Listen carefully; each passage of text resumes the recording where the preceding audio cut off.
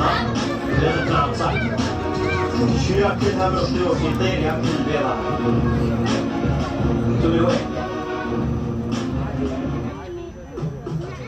في حد قال كذا؟ في حد قال مرة؟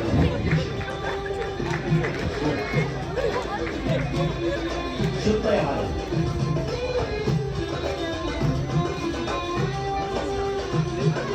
النسر المصري. وانت من وين؟ من مصر. حيوا النسر المصري. وانت من وين؟ من وين؟ من مصر.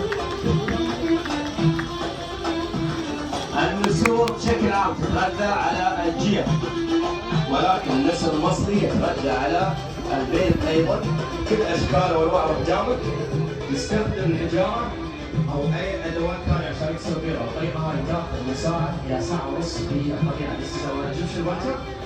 Our butters in general they can't the animals, but the Egyptian butter also loves eggs. He uses stones on any of the foods to break the egg, and this way it might take from 1 hour to 1 hour and a half in the wild. Yeah, the one last time. একটা একটা করে বলে এর উপরে রাখতে পারবে।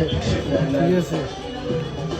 She knows it's okay, but she's doing this every day. What is that? يلا نغير البيضة الحين. الطريقة هذه تكسر فيها البيضة الصغيرة. حلوة صح. حب التصوير. بس ترى مش نفس النسر اللي في العالم. هذاك غير وهذا غير. يعني ادخل نسرين. الآن الطائر يعلم أن البيضة لن تنكسر على سطح شقيق، فيقرر الصخرة ويحاول إنه يكسرها بالطريقة هذه. طبعا بيضة النعام ما يكسرها كاملة، يكسرها شوي بعدين يشرب البيض.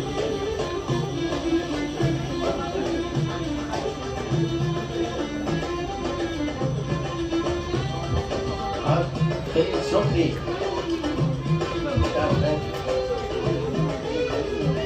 Exercise. Like this for. Yeah. شوفوا كيف تسوي رياضة. Yeah.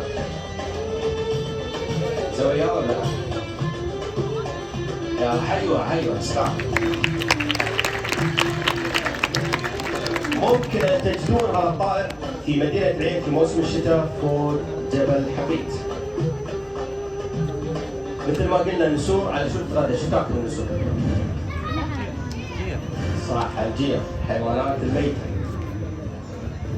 والحين نشوف الطريقة، الحين نشوف أحد أشرس وأقوى النسور في أفريقيا. هذا هو النسر المرقب. This is the Robin Butter. أيضا النسور بشكل عام لا تمتلك ريش على رأسها ورقبتها. وهذا الشيء يقيها من البكتيريا والآفات، لأنها مثل ما قلنا تغذى على الجيف، فتنظف نفسها ساعة. كم طائر تتوقعون يتجمع على جيفة واحدة من الطيور هذه؟ كم واحد تقريبا؟ لا. 3؟ لا. لا. أكثر من 20. أيوة أنت يا فندم. كم؟ أكثر من 20. ها؟ لا في عدة واحد. ثاني طائر جمعت. وين اللي قال ثاني؟ حيو يستاهل. صح 3.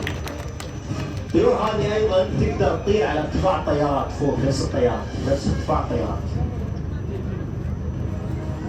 شفنا النسور الصغيره والنسر المتوسط، هذا الحين نشوف اكبر واخر طائر متواجد عندنا في العالم، او يصير بيجست اند ذا لاست. এটা বড়, এটা বড়।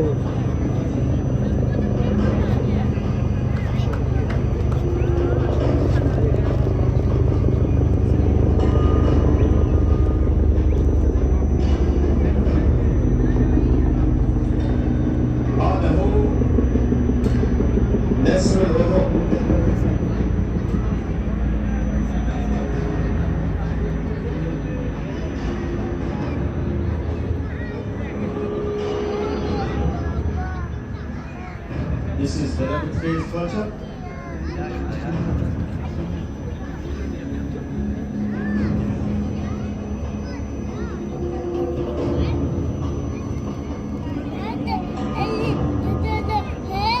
أيضا متواجد فيها